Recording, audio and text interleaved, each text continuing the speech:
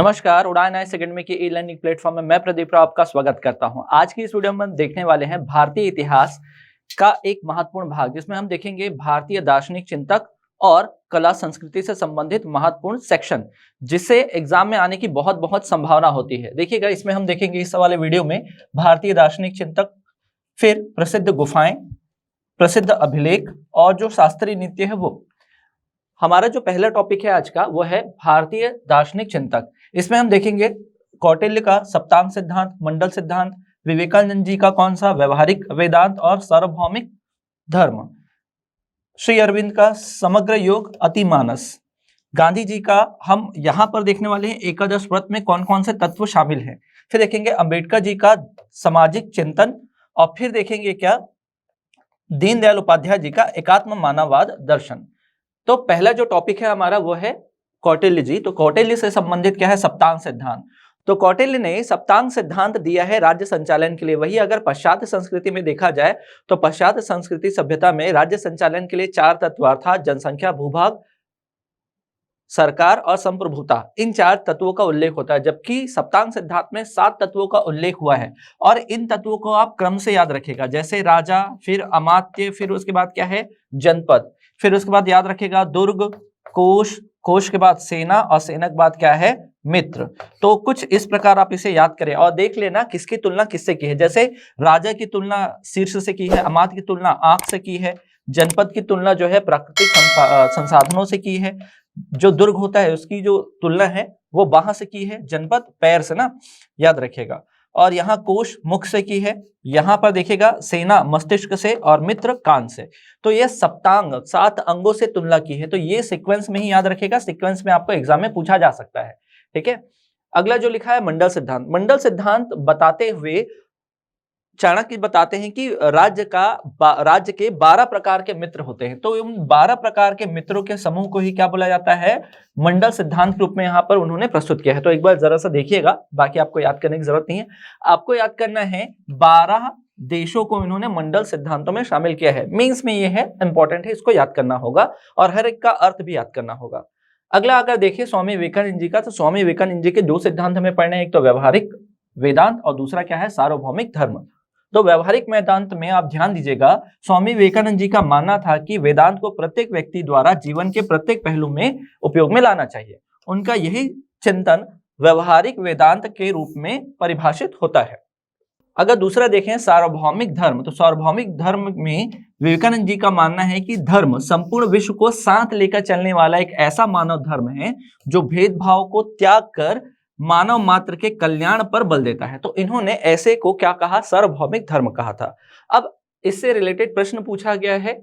ठीक, प्रश्न क्या है? व्यवहारिक वेदांत के प्रतिपादक कौन है? तो व्यवहारिक वेदांत के प्रतिपादक अभी हमने देखा कौन है, विवेकानंद जी हैं। बढ़ते हैं अगले टॉपिक की ओर। अगला टॉपिक हमारा है श्री अरविंद से संबंधित।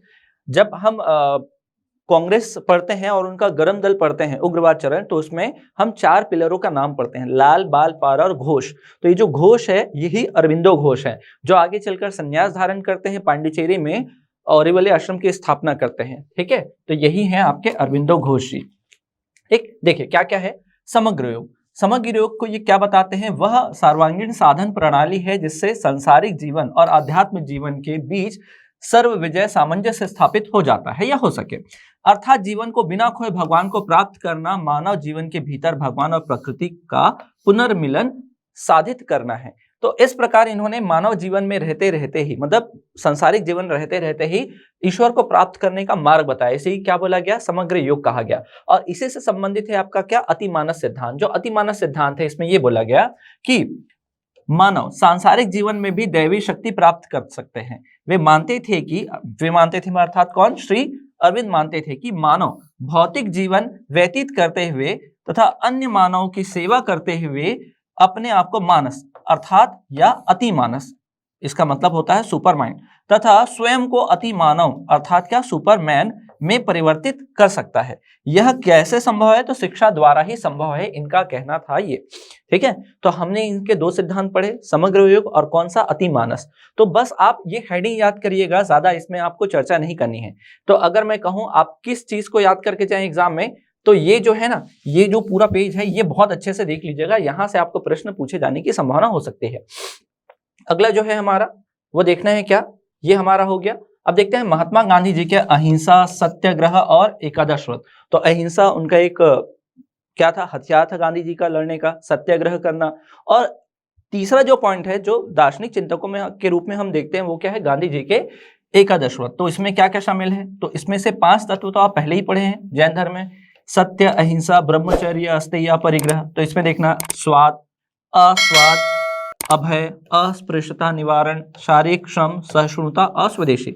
तो ये कुल मिलाकर क्या हो जाते हैं, 11 तत्व हो जाते हैं। हो सकता है आपको एग्जाम में पूछ दिया जाए कि कौन सा तत्व शामिल है, कौन सा तत्व शामिल नहीं है, तो एक बार जरूर इसे देख लीजिएगा कौन कौन से तत्वों के बारे में यहाँ पर चर्चा की गई है। अब बढ़ते हैं नव बौद्धवाद। इसके प्रतिपादक हैं डॉक्टर भीमराव अम्बेडकर। डॉक्टर भीमराव अम्बेडकर ने एक नया वाद शुरू किया था जिसको हम बोलते हैं नव बौद्धवाद, या इसे बोलते हैं नवयान। तो बौद्ध धर्म का ही एक क्या था, संप्रदाय था, और यहाँ पर नवयान का अर्थ होता है नया मार्ग। जब इस मार्ग को अपनाते हैं, जब हिंदू धर्म छोड़कर वो बौद्ध धर्म जब अपनाते हैं अम्बेडकर जी, तो ये पूरा जो अनुयायी होते हैं वो क्या कहलाते हैं, अम्बेडकरवादी बौद्ध कहलाते हैं। अब इनको कितने प्रतिज्ञाओं का पालन करना होता है, 22 प्रतिज्ञाओं का पालन करना होता है। यहाँ पर 14 अक्टूबर 1956 को इन्होंने क्या किया, इस धर्म में सम्मिलित हुए और इनके अनुयायी सम्मिलित हुए। यहाँ पर बोला गया नव बौद्धवाद या नवयान में जाति प्रथा, वर्ण भेद, लिंग भेद, अंधविश्वास, कुरीतियों आदि का कोई स्थान नहीं था।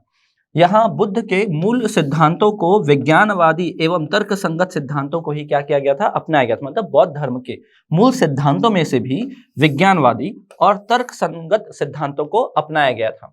तो यहां से देखिएगा प्रश्न कैसे पूछा गया है कि नव बौद्धवाद के प्रतिपादक कौन है। ठीक, तो यहां पर अभी आपने देखा कौन है, तो अंबेडकर जी है। बढ़ते हैं आगे। दीनदयाल उपाध्याय जी का है एकात्म मानव दर्शन। तो देखिएगा इनसे संबंधित जितने भी आप देखते हैं बहुत सारी योजनाएं चालू हुई हैं। जब इनका आप सिद्धांत पढ़ेंगे एकात्म मानव दर्शन, तो आपको समझ में आ जाएगा कि क्यों बहुत सारी योजनाएं जो है इनसे संबंधित है। देखिएगा एकात्म मानववाद का उद्देश्य व्यक्ति एवं समाज की आवश्यकताओं को संतुलित करते हुए प्रत्येक मानव को गरिमापूर्ण जीवन सुनिश्चित करना है। यह प्राकृतिक संसाधनों के संधारित उपभोग का समर्थन करता है।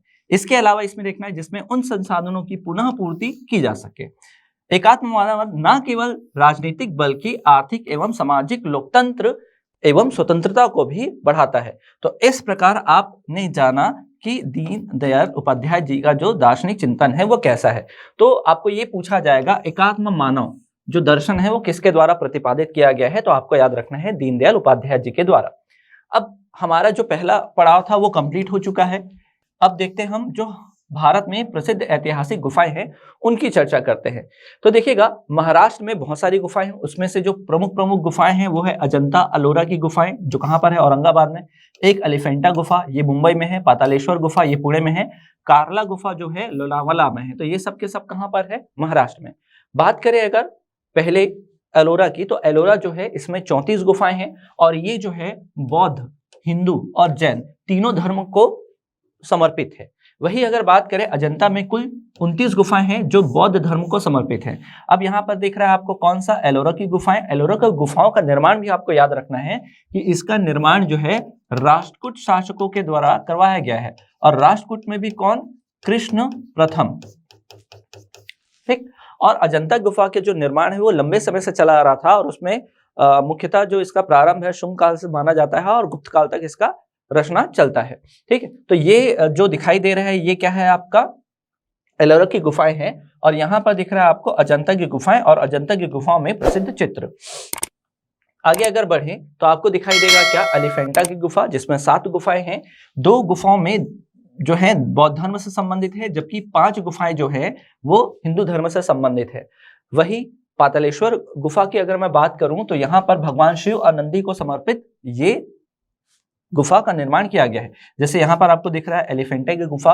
एलिफेंटा की गुफा में कहा जाता है केवल नाव के माध्यम से आप यहाँ पर पहुंच सकते हैं। ये आपके विश्व धरोहर में भी शामिल है यूनेस्को के। साथ ही साथ यहाँ देखिएगा ये शिव नंदी को समर्पित पातालेश्वर गुफा है जो कहाँ है, पुणे में है। आगे अगर बात करें तो कार्ला की गुफा लोनावाला जो बौद्ध मंदिर है ये इस प्रकार का मंदिर है। देखिए पूरी चट्टानों को काटकर एक प्रवेश द्वार बनाया गया है विशाल, और ये कौन से धर्म को समर्पित है, तो बौद्ध धर्म को समर्पित है। आगे अगर देखें मध्य प्रदेश में, तो मध्य प्रदेश में 2 गुफाओं के बारे में आपको जानना है। एक तो भीमबेटका की गुफा भीमबेटका की गुफा और दूसरा है बाघ गुफा।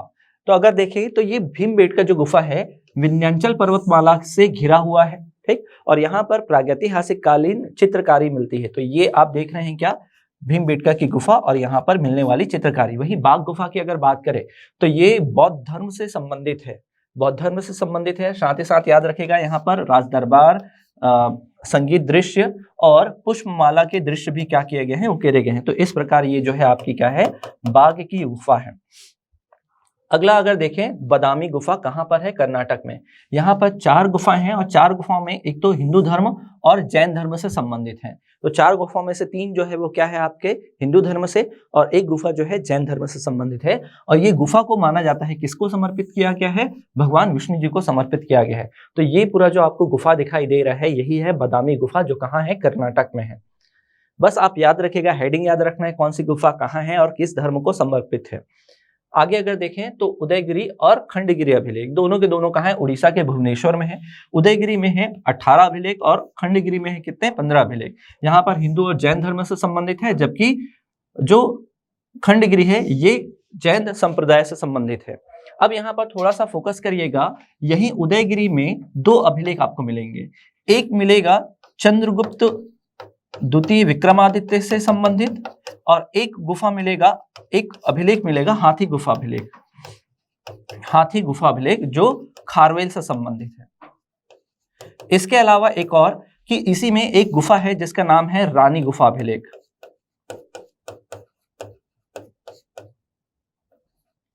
एक गुफा का नाम क्या है, रानी गुफा है।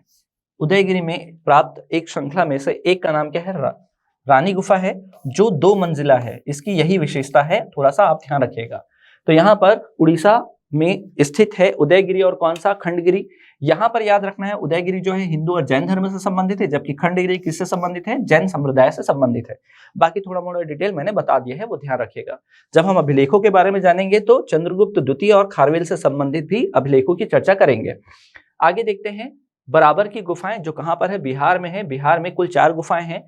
नागार्जुन की पहाड़ियों में बसा हुआ है, मौर्य काल में बना हुआ ये अभिलेख है। अब देखिए ये ऐसे 4 दरवाजे आपको दिखाई देंगे और अंदर से क्या होते हैं, ये गुफा कुछ इस प्रकार होगा, पूरा अंदर से खोखला होगा और यहाँ पर सभाओं का आयोजन होता था। तो यहाँ पर ये किनको दिया गया, तो आजीवक संप्रदाय को दिया गया था, ठीक है। कर्ण, चोपर, सुदामा और विश्व झोपड़ी 4 गुफाओं का नाम आपको भी याद रखना है। फिर आगे अगर पढ़ें तो आगे हमारा महत्वपूर्ण टॉपिक कौन सा हो जाता है, आपका अभिलेख। तो अभिलेखों के बारे में प्रमुख अभिलेख अगर हम देखें तो यहाँ पर पहला अभिलेख हो जाएगा कौन सा, बोगजकोई अभिलेख, जो मध्य एशिया से प्राप्त होता है। फिर ईरान के हकमनी शासक से संबंधित एक अभिलेख होगा, नक्श-ए-रुस्तम अभिलेख। फिर चंद्रगुप्त मौर्य से संबंधित कौन सा अभिलेख आपको मिलेगा, महास्थान और शाहगोरा। फिर अशोक के तो कई सारे अभिलेख मिलेंगे, इस पर विस्तार से चर्चा करेंगे। अयोध्या अभिलेख व गरुड़ स्तंभ जो है शुंग काल से संबंधित है। नाना घाट अभिलेख और नासिक अभिलेख जो है सातवाहन काल से संबंधित। हाथी गुफा अभिलेख जो है वो किससे संबंधित है, खारवेल से। जूनागढ़ अभिलेख जो है रुद्र दामन से संबंधित है। वही अगर बात करें आगे, प्रयाग प्रशस्ति, उदयगिरी अभिलेख, महरौली स्तंभ, ऐरण अभिलेख, ये सब के सब क्या है, गुप्त काल से संबंधित है। अहुल प्रशस्ति ये चालुक्य नरेश पुलकेशी द्वितीय से संबंधित है। ग्वालियर प्रशस्ति जो है प्रतिहार शासकों से संबंधित है, मुख्यतः नागभट्ट प्रथम से, ठीक है, जिसके रचनाकार बाल्यादित्य माने जाते हैं। वही देवपाड़ा अभिलेख जो है सेन वंश से, और कौन से सेन है, तो विजय सेन। अगर आपने ये लिस्ट ही याद कर लिया तो भी आपके लिए क्या है, बहुत है, ठीक है। ये दोनों लिस्ट जो दिख रहे हैं, इतने लिस्ट आप अच्छे से देख लीजिएगा, ये लिस्ट ही आपके लिए इंपॉर्टेंट है, कौन से वंश से संबंधित है या कौन सा शासक से संबंधित है।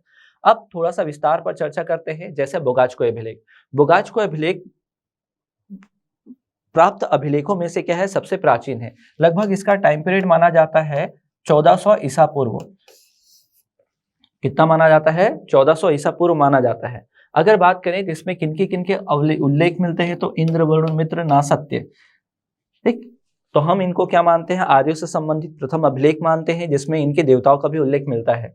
तो इसी से भारत में आर्यों के आक्रमण को या आर्यों के आगमन को हम समझने की कोशिश भी करते हैं, जैसे कि हमने क्लास में पढ़ा था।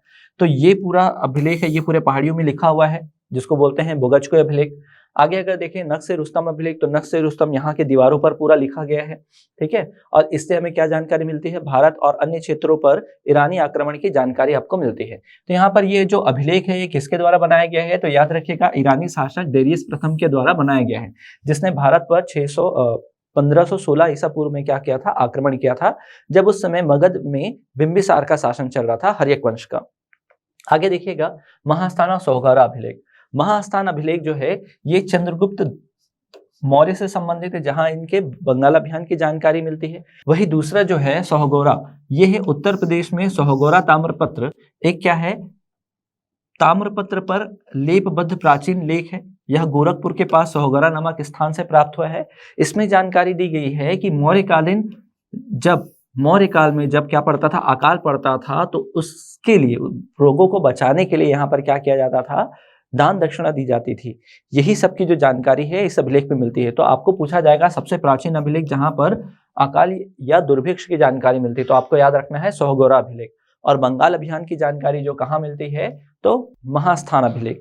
ये दोनों जो हैं किससे संबंधित हैं, तो चंद्रगुप्त से संबंधित है, चंद्रगुप्त मौर्य से। फिर आगे अगर देखें तो अशोक के काफी सारे अभिलेख मिलेंगे, और अशोक ने अभिलेखों को, मतलब अशोक के अभिलेखों को विद्वानों के द्वारा 3 श्रेणियों में विभाजित किया गया है। और विद्वान की अगर मैं बात करूं तो अलेक्जेंडर कनिंघम के जो सहकर्मी होते थे जेम्स प्रिंसेप ने इन्हें पहली बार पढ़ा और खोजा गया था टील फेंथलर के द्वारा, और पढ़ा गया पहली बार किनके द्वारा, जेम्स प्रिंसेप के द्वारा। और जेम्स प्रिंसेप ने क्या किया है, इसको 3 अलग अलग श्रेणियों में विभाजित किया है। तो गुफा लेख तो हमने देख लिए, जिसको गुहा लेख भी कहा जाता है, बराबर की पहाड़ियों में मिले थे, याद करो, जो नागार्जुन पहाड़ियों में है, बराबर की पहाड़ियां, यहाँ पर 4 पहाड़ी थी, मैंने उसका चित्र भी आपको दिखाया, कर्ण, चोपड़, सुदामा और विश्व झोपड़ी, जो आजीवक संप्रदाय को दे दी गई थी। वही स्तंभ लेख, ये भी 2 प्रकार के आपको मिलेंगे, स्तंभ लेख, वृहद स्तंभ लेख और लघु स्तंभ लेख। वही शिलालेख भी क्या मिलेंगे, 2 प्रकार के मिलेंगे, एक वृहद होगा और दूसरा क्या होगा, लघु होगा। इसमें विभिन्न लिपियों का भी प्रयोग किया गया है। जैसे अगर मैं बात करूं विभिन्न नाम इन अभिलेखों में, तो आप देखेंगे क्या सामान्यतः इनके अभिलेखों में क्या नाम मिलता है, देवनाम प्रिय। भब्रू अभिलेख में इनका क्या नाम मिलता है, प्रियदर्शी। फिर मास्की में बुद्ध शाक्य, फिर मास्की, गुर्जरा, नेट्टूर, उद्गेलन, ये चारों जो हैं, ये जो है कहाँ से मिलता है आपके, हाँ, ये जो है मास्की, और ये कहाँ से है, कर्नाटक से है। यहाँ व्यक्तिगत नाम अर्थात कौन से नाम का प्रयोग होता है, अशोक के नाम का। वही पुराणों में इनका नाम क्या मिलता है, अशोकवर्धन। वही दीपवंश में इनका नाम मिलता है उज्जैनी करमोली, क्योंकि ये शासक बनने से पूर्व उज्जैन के क्या थे, प्रांतपाल थे। आगे अगर बात करें तो इनके जो विभिन्न अभिलेख हैं जिसमें अलग अलग लिपियों का प्रयोग किया गया है, तो देखिएगा शाहबाजगढ़ी, यहाँ पर खरोष्ठी लिपि, मानसहरा, ये खरोष्ठी लिपि, ये दोनों के दोनों कहाँ से मिलते हैं आपको, पाकिस्तान से मिलते हैं। फिर तक्षशिला एवं लघुबान, यहाँ पर अरमाइक लिपि का प्रयोग किया गया है, ये भी कहाँ पर है, पाकिस्तान में। अशोक द्वारा बनाया गया एकमात्र अभिलेख कंधार अभिलेख या शारकुना अभिलेख, यहाँ पर 2 लिपियों का प्रयोग किया गया है, अति महत्वपूर्ण है, एग्जाम में आपको पूछा जा सकता है। इसके अलावा अनुराधापुर, ये कहाँ से मिला है, श्रीलंका में, ठीक। यहाँ पर आप याद रखेगा ब्राह्मी लिपि का प्रयोग किया गया है। तो मानसहरा, शाहबाजगढ़ी, खरोष्ठी लिपि, लघुबान, तक्षशिला, वहां पर अरमाइक लिपि। फिर देखेंगे शारेकुना, तो अरमाइक और यूनानी लिपि, तो 2 लिपि का प्रयोग किया गया है, कौन सा, शारेकुना या कंधार अभिलेख में। फिर उसके बाद अनुराधापुर, यहाँ पर किया गया है कौन से लिपि का प्रयोग, ब्राह्मी लिपि का प्रयोग किया गया है। अब देखते हैं क्या अशोक के जो दीर्घ शिलालेख हैं जो 8 स्थानों से मिले हैं, वो कहाँ कहाँ से मिले हैं वो समझिएगा। जैसे शाहबाजगढ़ी, मानसहरा, ये दोनों कहाँ से मिले हैं, पाकिस्तान से मिले हैं। गिरनार, ये गुजरात से मिला है। सोपारा महाराष्ट्र से मिला है, ठीक है। फिर उसके बाद कालसी अगर बात करें तो ये मिलता है कहाँ से, उत्तराखंड से मिला है। धौली, जौगढ़, ये दोनों के दोनों कहाँ से मिले हैं, उड़ीसा से। और इसके अलावा एर्रागुड़ी मिला है आपके आंध्र प्रदेश से, आंध्र प्रदेश से। तो आपको क्या होता है, आपको पूछा जाएगा, अभिलेखों का नाम दे देंगे और स्थान का नाम पूछता है, तो ये याद रखिएगा कहाँ से मिला हुआ है। हाल ही में जब यूपीएससी 2022 हुआ था, वहां पर यहाँ से प्रश्न पूछा गया है।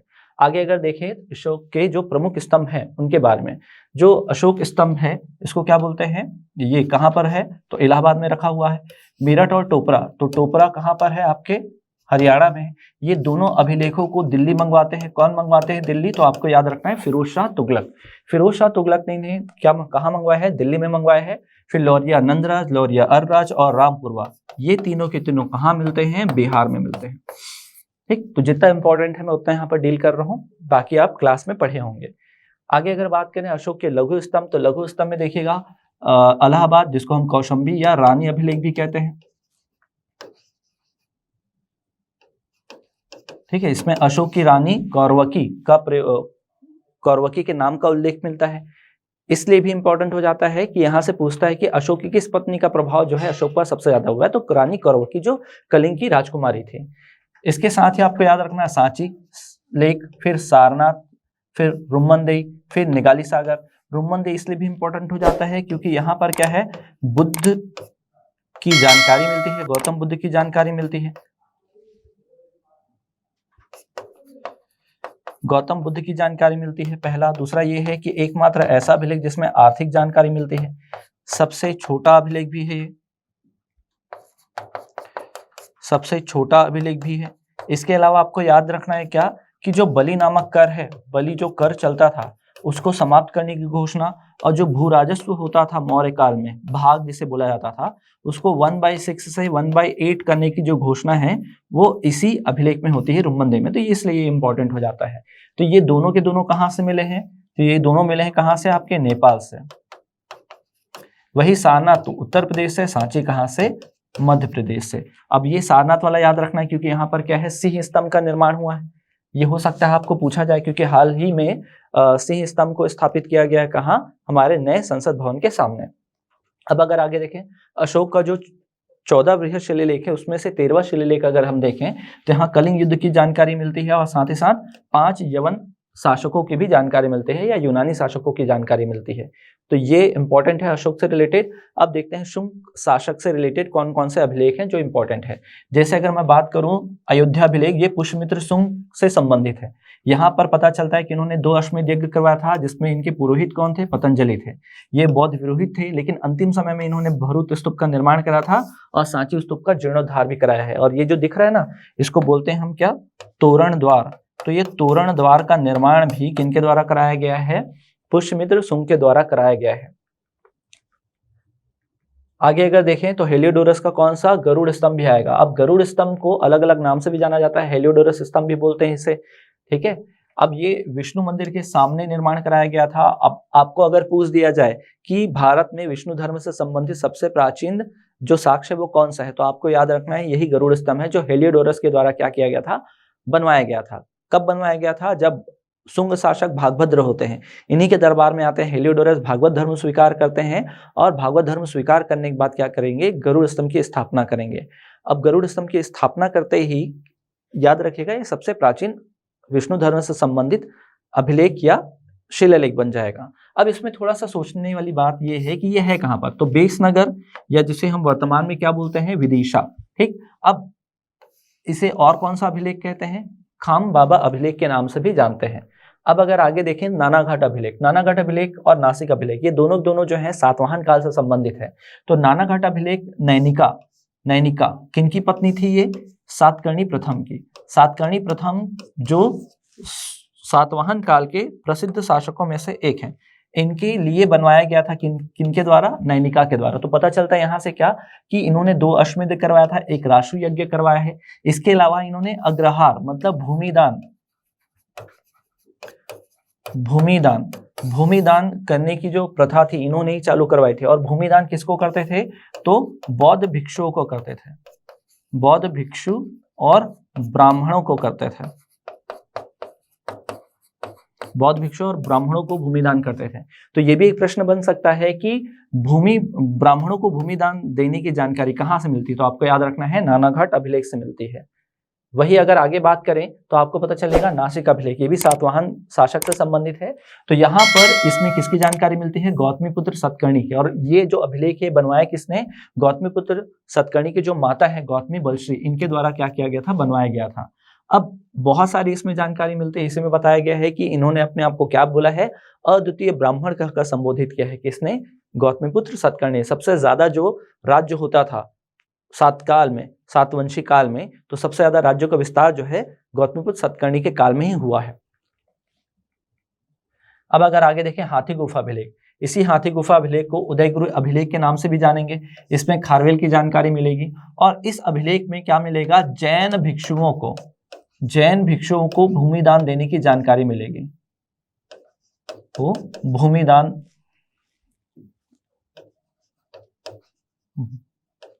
भूमिदान देने की जानकारी। अब अगर जैन धर्म को पूछा जाए तो हाथी गुफा अभिलेख, यदि बौद्ध धर्म को पूछा जाए तो नानाघाट अभिलेख। ये दोनों के दोनों इंपॉर्टेंट है, ठीक है, इससे ज्यादा नहीं पढ़िएगा, बस याद रखिएगा राजा बनने के बाद इन्होंने त्रिकलिंगाधिपति और कलिंग चक्रवर्ती की उपाधियां धारण की थी, ठीक है। जैन धर्म के अनुयायी थे, तो इसलिए यहाँ पर मैंने बताया कि ये कौन से धर्म के भिक्षुओं को देते थे भूमिदान, तो जैन धर्म के भिक्षुओं को भूमिदान देते थे। तो ये रहा उदयगिरि अभिलेख। अब देखते हैं क्या, जूनागढ़ अभिलेख। जूनागढ़ अभिलेख ये याद रखिएगा प्राचीन भारत में मिला हुआ संस्कृत भाषा का सबसे लंबा और प्राचीन अभिलेख है, ठीक है। इसमें विशुद्ध संस्कृत भाषा का क्या है, प्रयोग किया गया है, ठीक। तो ये याद रखिएगा, ऐसा इसको संग्रहित करके रखा गया है, इसमें पूरा लेख लिखा गया है। इसमें भी 4 शासकों के नाम आपको मिलेंगे जूनागढ़ अभिलेख में। तो जूनागढ़ अभिलेख में एक तो मिलेगा चंद्रगुप्त मौर्य का नाम, चंद्रगुप्त मौर्य पूरा लिखना ना, मैंने शॉर्ट में लिखा है, फिर अशोक का नाम, फिर रुद्रदामन का नाम, और फिर देखेंगे स्कंदगुप्त का नाम, स्कंदगुप्त जो गुप्त वंश के शासक हैं। तो इन चारों के नाम मिलेंगे। साथ ही साथ इस जूनागढ़ अभिलेख में ना सुदर्शन झील का उल्लेख मिलेगा। किसका उल्लेख मिलता है, सुदर्शन झील का उल्लेख मिलता है। आगे अगर बात करें तो गुप्त वंश से संबंधित अभिलेख, तो सबसे पहले देखिएगा प्रयाग प्रशस्ति, जो किसने लिखा है, हरिशरण ने लिखा है। प्रयाग प्रशस्ति जो है कौन सी शैली में है, चंपू शैली में। अशोक का ही जो इलाहाबाद अभिलेख हमने पढ़ा था ना, उसी को बोला जाता है, जिस पर हरिशरण ने क्या किया था, समुद्रगुप्त का उल्लेख किया था। अब आगे चलकर अकबर ने इसे कौशाम्बी से हटाकर इलाहाबाद में लिखवाया था और जहांगीर ने भी इसमें अपना लेख लिखा है। तो याद रखिएगा अशोक का अभिलेख जिसमें हरिशरण ने समुद्रगुप्त का उल्लेख किया है, अकबर के शासनकाल में जहांगीर ने इसे कौशाम्बी से हटाकर कहां पर स्थापित किया है, इलाहाबाद में स्थापित किया था। और इस उपलब्धि को जहांगीर ने भी इसमें लिखा है फारसी भाषा में, ठीक है। अब आगे अगर देखें तो उदयगिरि अभिलेख, तो उदयगिरि अभिलेख जो हम देख रहे थे, तो मैंने बताया था 18 गुफा हैं। उन 18 गुफा में से एक तो हाथी गुफा कहलाता है, एक रानी गुफा कहलाता है, और एक उदयगिरि अभिलेख में किसका उल्लेख मिलता है आपको, चंद्रगुप्त विक्रमादित्य का उल्लेख मिलेगा। तो यहाँ पर बस याद रखिएगा चंद्रगुप्त द्वितीय के उदयगिरि गुहा में सुप्रसिद्ध पहाड़ी का वर्णन है, बस इतना ही याद रखेगा। यहाँ पर एक जो मूर्ति है, जो 5वीं गुफा है, ठीक है, वो बहुत ज्यादा इंपॉर्टेंट हो जाती है इस गुफा में। जो 5वीं गुफा है उसमें क्या है, वराह अवतार दिखाया गया है और इसमें ऐसा दृश्य बताया गया है कि वराह भगवान के पांव में क्या है, नाग राजा का सर है। बस ऐसा ही याद रखेगा, ज्यादा कुछ इंपॉर्टेंट नहीं है, ठीक है। तो उदयगिरि अभिलेख जो है चंद्रगुप्त द्वितीय से भी संबंधित है। आगे अगर बढ़े तो चंद्रगुप्त द्वितीय से संबंधित क्या है, महरौली लौह स्तंभ है, जो वर्तमान में कहाँ रखा हुआ है, कुतुब मीनार के प्रांगण में रखा हुआ है। और इसमें एक चंद्र नामक राजा का उल्लेख होता है, जिसे इतिहासकार किससे संबंधित बताते हैं, तो किससे संबंधित बताते हैं इसको, चंद्रगुप्त द्वितीय विक्रमादित्य से संबंधित बताते हैं। और इसमें 98% क्या किया गया है, शुद्ध लोहे का प्रयोग किया गया है। साथ ही ऐसे लेप या रसायन का प्रयोग किया गया है इसके आवरण के लिए कि आज तक इस पर जंग नहीं लगा है। तो बहुत ज्यादा इंपॉर्टेंट है ये, ठीक है, महत्वपूर्ण है, हो सकता है आपको एग्जाम में पूछे। अगर आगे बढ़ते हैं तो एरण अभिलेख, एरण अभिलेख को और कौन सा अभिलेख बोलते हैं, सती अभिलेख बोलते हैं। पता चलता है कि गुप्त वंश के जो उत्तर में एक शासक होते हैं जिनका नाम होता है भानुगुप्त, इनके अमात्य होते हैं जिनका नाम होता है गोपराज। जब इनका युद्ध हो रहा होता है शकों का, भानुगुप्त और इनका सहयोग कौन कर रहे हैं, गोपराज। तो गोपराज की इसी युद्ध में क्या हो जाती है, मृत्यु हो जाती है। तो इस मृत्यु के बाद, गोपराज की मृत्यु के बाद उनकी जो पत्नी होती है वो सती हो जाती है। इसका पूरी जानकारी कहाँ मिलेगा, इस एरण अभिलेख में आपको प्राप्त होता है। आगे अगर देखें तो एहोल प्रशस्ति, एहोल प्रशस्ति चालुक्य वंश से संबंधित है और इसमें किसकी जानकारी मिलती है, तो पुलकेशिन द्वितीय की जानकारी मिलती है। इसके रचनाकार कौन है, रवि कीर्ति, ठीक है। जब एहोल प्रशस्ति का निर्माण हुआ था तो इसमें क्या मिलता है आपको, कालिदास और भारवी की भी जानकारी आपको मिलती है। अगर आगे देखें तो ग्वालियर अभिलेख, तो ग्वालियर अभिलेख किससे संबंधित है, तो प्रतिहार वंश से संबंधित है। इसमें आपको याद रखना है प्रतिहार वंश में मिहिर कुल के शासन काल में 6ठी शताब्दी प्रथम भाग में सूर्य मंदिर का भी निर्माण का उल्लेख मिलेगा। इसमें ध्यान रखना है कि इसका जो निर्माण है वो बलादित्य ने किया है। यहां पर याद रखेगा कि इसमें नाग भट्ट प्रथम की जानकारी मिलती है। किसकी जानकारी मिलती है? नागभट्ट प्रथम की। किस भाषा में है? संस्कृत भाषा में है। बस इतना ही ध्यान रखिएगा, इससे ज्यादा नहीं आपको ध्यान रखना है। सबसे लास्ट अभिलेख की ओर बढ़ चले हम, देवपाड़ा, जिसमें सेन वंश की जानकारी मिलती है। और सेन वंश में भी किस सेन की? तो देवसेन की, सॉरी विजय सेन की। तो विजय सेन की जानकारी मिलती है। तो यहाँ पर पता चलता है विजयपुरी और विक्रमपुरी नामक 2 शहरों का निर्माण कराया था। इसी अभिलेख में पता चलता है कि इन्होंने परमेश्वर, परम भट्टारक, महाराजा धीराज जैसी उपाधि धारण की थी। तो विजय सेन से प्रभावित होकर ही, या उनकी उपलब्धि से प्रभावित होकर ही, श्री हर्ष ने इनकी प्रशंसा में विजय प्रशस्ति की रचना की है।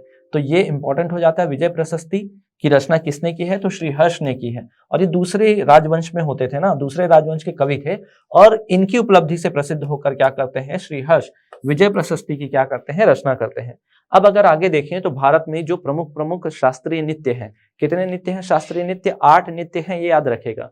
जैसे अगर भारत का मैप खींचकर हम बताने की कोशिश करें तो सबसे पहले क्या है आपका? तमिलनाडु। तमिलनाडु में क्या है आपका? भरतनाट्यम है, ठीक। फिर उसके बाद उत्तर प्रदेश वाले इलाके में क्या है आपका? कथक है। फिर कुचिपुड़ी। कुचिपुड़ी कहां पर? आपके आंध्र प्रदेश में। कुचिपुड़ी कहां? आपके आंध्र प्रदेश में। फिर उसके बाद उड़ीसी, उड़ीसा में, ओडिसी। फिर उसके बाद कथकली, केरल। और मोहिनीअट्टम। तो कथकली और मोहिनीअट्टम, मोहिनीअट्टम ये दोनों कहां? केरल में। तो 1 2 3 4 और ये 5 हो गए, ये 6, ठीक है। अब देखते हैं शास्त्रीय कहां है? आसाम में। ये आसाम में है। और मणिपुर में कौन सा? मणिपुरी, मणिपुरी। तो इस प्रकार, तो एक बार आप देख लें, यहाँ पर एक लिस्ट भी बना हुआ है, ये नृत्य शैली दी हुई है, चित्र में आपको दिख रहा है। तो भरतनाट्यम तमिलनाडु, कथक उत्तर प्रदेश, कथकली केरल, कुचिपुड़ी आंध्र प्रदेश, मणिपुरी मणिपुर में, उड़ीसी उड़ीसा में, शास्त्रीय ये कहां पर है? आपके असम में। और मोहिनीअट्टम होता है कहां? केरल में।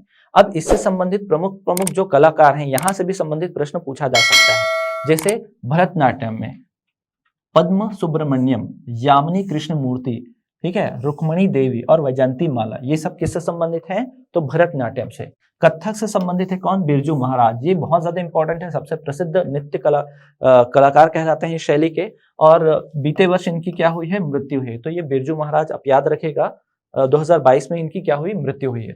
फिर लच्छू महाराज, अच्छन महाराज, शंभू महाराज, सितारा देवी, सुखदेव महाराज, ये जो भी आप मैक्सिमम देखें, महाराज अगर नाम लिखा जाए तो आप टिक कर सकते हैं कहाँ? कथक नृत्य में। फिर मोहिनीअट्टम, ये जो है हेमा मालिनी, तारा, नीलुगड़ी, भारती शिवाजी और श्रीदेवी, सबके सब किससे संबंधित है? तो मोहिनीअट्टम से संबंधित है। उड़ीसी में कालीचरण पटनायक, इंद्राणी रहमान और संयुक्ता पाणिग्राही। तो ये 3 जो है इंपॉर्टेंट है। मैंने बहुत इंपॉर्टेंट नाम ही यहाँ पर लिखे हुए हैं जो आपको एग्जाम में पूछ सकते हैं, ज्यादा मैंने यहाँ पर लिखा नहीं है। थोड़ा थोड़ा एक बार बस रिवीजन कर लीजिएगा या लिस्ट करके याद कर लीजिएगा, एक फ्रेम देख लीजिएगा, स्क्रीनशॉट ले लें। लास्ट टाइम में एग्जाम में जाने से पहले इसको जरूर देख लें, क्योंकि इसमें भी क्या हुआ, बीते वर्ष जो है ये काफी ज्यादा न्यूज में रहा था। फिर कथकली की अगर बात करें तो मृणाली साराभाई, आनंद शिवरामन, रुक्मणी देवी। तो रुक्मणी देवी यहाँ भी है और यहाँ भी है। तो भरतनाट्यम और उड़ीसी दोनों में, भरतनाट्यम और किसमें? कथकली दोनों में है। फिर मणिपुरी में कौन है? झावेरी बहने। फिर उसके बाद है निर्मला मेहता। फिर कुचिपुड़ी में अगर देखें, स्वप्न सुंदरी, चिंता कृष्ण मूर्ति, राजा रेड्डी, यामिनी कृष्ण मूर्ति और लक्ष्मी नारायण। तो ये जो है प्रमुख प्रमुख नाम हैं, ये आपको क्या है एग्जाम में पूछा जा सकता है। और इसके बाद जो हो जाता है क्लासिकल लैंग्वेज, ठीक है, क्लासिक भाषा। तो कुल कितने हैं? तो 6 क्लासिक भाषाएं हैं, ये याद रखिएगा। 6 क्लासिक भाषाएं। सबसे पहले क्या है? TS TK MO, कुछ ऐसा करके याद रखिए, TS TK TCO, ठीक है।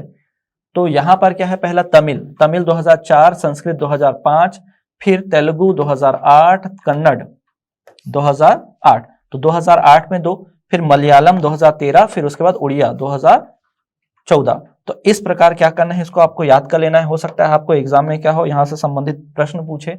तो Tamil TS TK, Tamil, Sanskrit, Telugu, Kannada MO Malayalam और कौन सा आपका उड़िया। ये सीक्वेंस याद कर लें, हो सकता है सीक्वेंस भी आपको पूछे 4, 5, 8, 8, 13, 14 कुछ ऐसा करके याद करें। फिर अगर बात करें भारत में प्रमुख वाद्य यंत्र और उनके वादक, तो प्रमुख वाद्य यंत्र और उसके वादक से संबंधित भी प्रश्न पूछा जाता है। सितार में केवल पहला दूसरा नाम ही याद रखें, जैसे पंडित रविशंकर, फिर उमाशंकर मिश्र, बुद्धादित्य मुखर्जी, विलायत खां। एक बार बस रीड करें, ज्यादा इंपॉर्टेंट नहीं है, ठीक, फिर भी लेकिन एक बार रीड कर सकते हैं क्योंकि यहां से लगातार प्रश्न पूछे जाते हैं, एक ना एक प्रश्न यहां से पूछ देता है। सरोद अमजद अली खां, अलाउद्दीन खां, अकबर अली खां या अली अकबर खां, विश्वजीत राय चौधरी। फिर इंपॉर्टेंट है इसमें दो, जो सबसे कम है ना उसको याद कर लो, जैसे यहाँ पर संतूर, यहाँ पर देखिए पहला दूसरा नाम, ये 3 नाम अच्छे से याद करिए, ठीक, अमजद अली खां, अलाउद्दीन खां, अली अकबर खां, ये 3 नाम याद करिए। यहाँ पर संतूर पूछा भी गया यहाँ से प्रश्न, ठीक है, जैसे शिव कुमार शर्मा और भजन सुपारी, ये दोनों क्या है, बहुत ज्यादा महत्वपूर्ण है। फिर शहनाई में कौन है, बिस्मिल्लाह खां, अली अकबर, बिस्मिल्लाह खां और अली अहमद। फिर बांसुरी में कौन है, हरि प्रसाद चौरसिया, बहुत इंपॉर्टेंट नाम है, ठीक, पत्रा लाल घोष। फिर क्या है, राजेंद्र कुलकर्णी, ठीक, इधर नहीं याद करेंगे तो भी चलेगा, यहां तक बस नाम याद करें। फिर तबला में जाकिर हुसैन, अल्लाह रखा खान, गुदई महाराज और कृष्ण महाराज। फिर उसके बाद देखिएगा वायलिन में TN कृष्णन, डॉक्टर N राजम, फिर उसके बाद L सुब्रमण्यम। तो यहाँ पर ये नाम, पहला जो नाम है ना वायलिन वाला, वो याद रखे। पखवाज, तो पखवाज में कौन है, गोपाल दास, ठाकुर लक्ष्मण सिंह, फिर उसके बाद छत्रपति सिंह, फिर रहमान खां। इसके बाद है अगला क्या, रुद्र बीणा, तो ये उस्ताद सादिक अली खां और असद अली खां, तो दोनों के दोनों इंपॉर्टेंट है। फिर आगे अगर बताएं तो घटम, देखा होगा आपने घड़ा जो बजता है, तो उसमें प्रमुख कौन है आपके, TH विनायक राम, फिर EM सुब्रमण्यम। वीणा S बालचंद्र, कृष्ण भगवान तार, और फिर क्या है, बदरुद्दीन डागर। फिर उसके बाद है अगला सारंगी, तो शकूर खान, पंडित राम नारायण, रमेश मिश्र और सुल्तान खान। और इसके बाद जो है मृदंग में ठाकुर भीखम सिंह, जगदीत सिंह, पालधार रघु, ठीक। अब देखिए लास्ट में जो है ना, इसको आप याद कर लें, बाकी एक बार देख लें। और लास्ट में ये जो 4-5 नाम आपको दिख रहे हैं, जैसे हरिप्रसाद शास्त्री बांसुरी से, शिव कुमार शर्मा संतूर से, भीखम सिंह, तो ये किससे जुड़े हुए हैं, मृदंग से। बिस्मिल्लाह खां, तो ये कौन है, शहनाई से। जाकिर हुसैन तबला वादक। अमजद अली खां जो है सरोद से। तो ये जो है बहुत ज्यादा इंपॉर्टेंट है, इसको तो याद कर ही लीजिएगा। तो जितने भी इंपॉर्टेंट पॉइंट थे मैंने आपको डिस्क्राइब कर दिए हैं। एक बार इस वीडियो को जरूर देखिएगा और ऐसे ही परीक्षा उपयोगी कंटेंट के लिए उड़ान IAS अकेडमी को आप ज्वाइन भी कर सकते हैं। ऐसे ही वीडियो के साथ हम अगले वीडियो में मिलेंगे, तब तक के लिए धन्यवाद।